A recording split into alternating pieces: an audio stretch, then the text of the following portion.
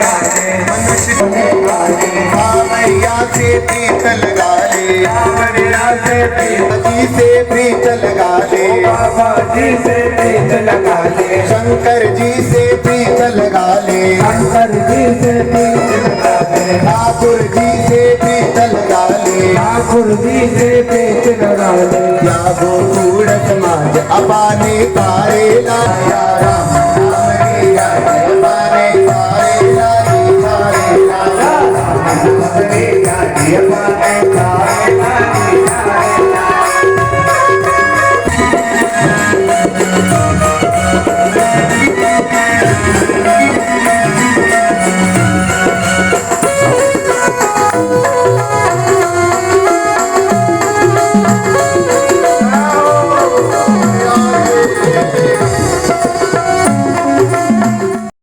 कहते हैं पिताजी गोकर्ण जी से उपदेश पाकर हिमालय की तलहटी में निकल गए और वहीं पर रहकर प्रभु नाम का स्मरण करते हुए परम धाम को प्राप्त हो गए। इधर पुनः जब गोकर्ण जी ने देखा कि मैया की अवस्था तो वो की वही, क्यों? क्योंकि धुंध अगर दिमाग पर चढ़ी हुई हो तो उसे कितना भी साफ करो महाराज।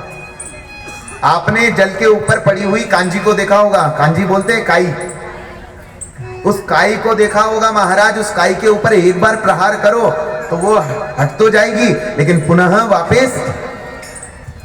ये धुंध क्या है? ये उस कांजी के समान है। ज्ञान रूपी पाषाण का प्रहार किया, थोड़ी देर के लिए चित्त में बुद्धि आई कि छोरा बिगड़ रहा है, छोरा बिगड़ रहा है, छोरा हाथ से जा रहा है। लेकिन फिर क्या हुआ? अज्ञान का पर्दा। अरे एक ही तो छोरा है, आज ये नहीं करेगा तो और कब करेगा? हमारे बुढ़ापे में आकर करेगा क्या? करने दो। और महाराज सबसे बड़ी गलती तो हम यही कर बैठते हैं, एक ही छोरा है, अरे अभी नहीं करेगा तो कभी करेगा, अभी नहीं करेगा तो कभी करेगा। और महाराज जब समय काल निकल जाता है तब जाकर महाराज हमें समझ आती है कि हम पहले ही। गोकर्ण जी ने देखा कि मैया अभी भी नहीं सुधरी है, अभी भी धुंधकारी की सारी बातें मान रही है। पिताजी के जाने के पश्चात, क्यों? क्योंकि जिससे बात कर कर एक आत्म संतुष्टि की प्राप्ति होती थी।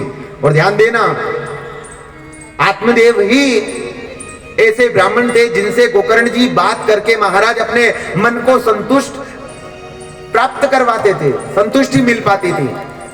और हमारे शास्त्र तो कहते हैं ज्ञानी से ज्ञानी मिले होवे ज्ञान की बात, और मूर्ख से मूर्ख मिले तो वो तो तुम जानो। ज्ञानी से ज्ञानी मिले ज्ञान की बात होगी, लेकिन मूर्ख से मूर्ख मिलेगा तो हो भैयो है तुम्हारे इंदौर की बात है। बड़े रंजित सरकार के दरबार में चल रहे इस आयोजन के मध्य समाजवाद नगर में एक और बड़ा आयोजन श्री श्याम वार्षिक उत्सव के रूप में शुरू हो चुका है। 14 दिसंबर को प्रसाद वितरण किया जाएगा। 15 दिसंबर को भगवान श्याम की भव्य शोभा यात्रा नगर भ्रमण पर निकलेगी। 16 दिसंबर को भजन संध्या का आयोजन किया जाएगा। वहीं अगर आप भी श्याम प्रेमी है तो इस आयोजन में आपका भी स्वागत है। दोपहर न्यूज के लिए इंदौर से स्वदेश गौर की खास रिपोर्ट।